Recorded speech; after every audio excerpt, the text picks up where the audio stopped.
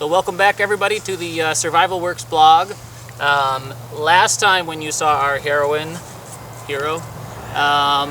we were working on cordage, and in particular trying to replace this piece of polycord from the bow.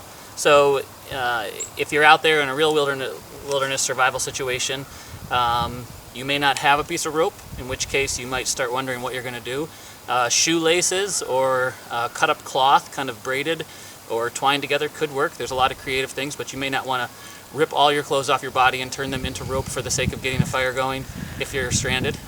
So finding natural materials that can aid you in the process is a good thing to do. So we were working with dog bane fiber last week, and I completed that rope, and I've actually been wearing it here as a bracelet, and I have this kind of particular, I have a theory that it's kind of where jewelry came from in the first place, was or adornments were things that people could use in survival situations, and then later they probably lost their function and just became aesthetic. But I'm a big believer that you can have function and aesthetic all in one. So I'm going to take off my bracelet here and show you how to replace that cord on your bow. So again, here's a modern bow with polycord, and I'm going to string up this second bow with my dog bane cord. So lots of fancy knots that you can do. The Boy Scouts in the world and the sailors can probably teach you a lot more than I can about knots. I'm a knot guy who says, there we go, it's working. And if I can get it off later, awesome. But one end I kind of tie pretty permanently, just like I did there. The other end, I do want to be able to adjust at times, so a little bit of slack in the line. So I'm going to just wrap this around,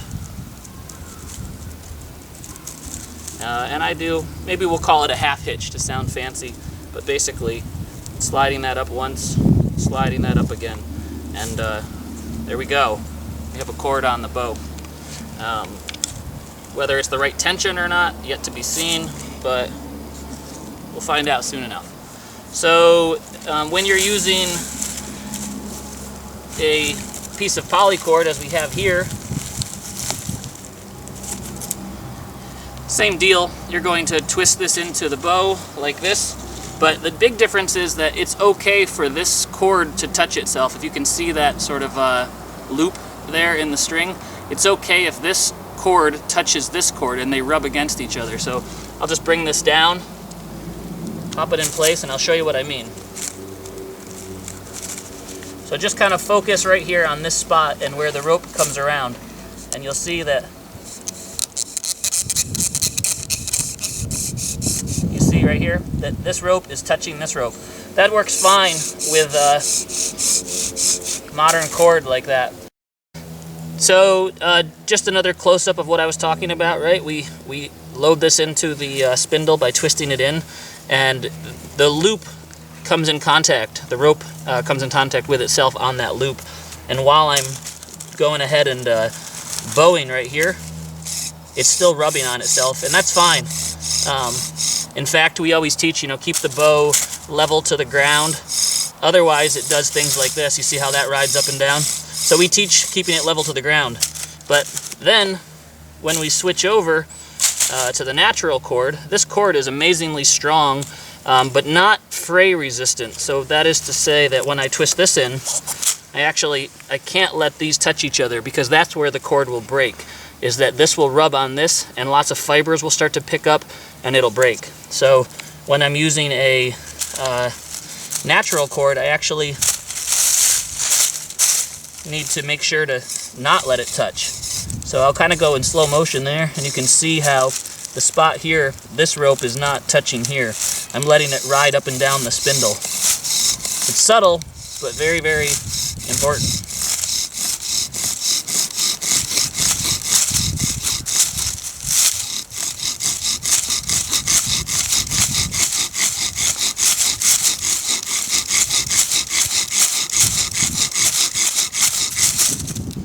So see, the whole time that never touched. It was just a little bit of space between here and here. And that's kind of natural cord 101. If you can do that, then your rope's going to stay a good rope for a long time. And that's whether you're using a root or whether you're using bark or whether you're using something like that, dog bane cord. Got a little coal. Might as well make fire at this point, right?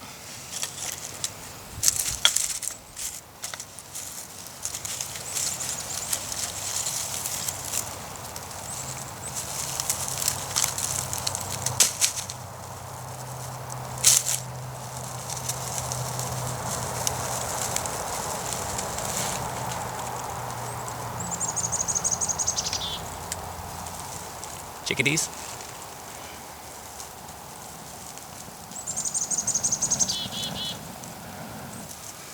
Chickadees are always interested in what the people are up to. So, thanks again for joining us here on the SurvivalWorks blog. If you'd like to join us on Facebook, you can kind of stay up to date of what we're up to and some cool stuff's happening in the world. You can also find us online at survivalworks.net. Don't worry, I'll put this out.